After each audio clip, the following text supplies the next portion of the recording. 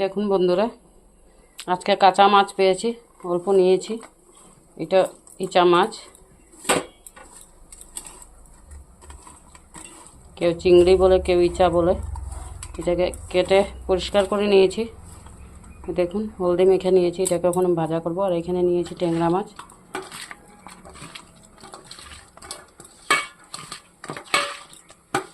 এখন আমার রান্না তো শেষ হয়ে গেছে, তাই একটু ভাজা করে রেখে দেব।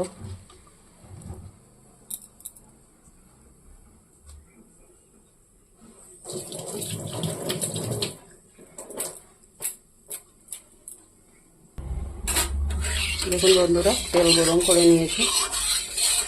এখন আমি চিংড়ি মাছগুলো ভাজা করে নেব।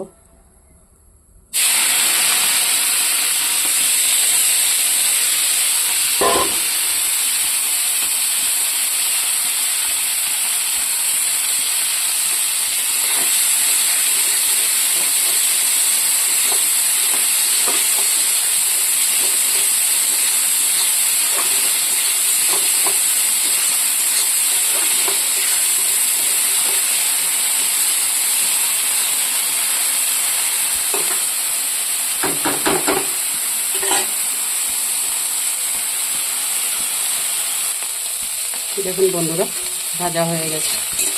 এখন নামিয়ে দেবো এটাকে।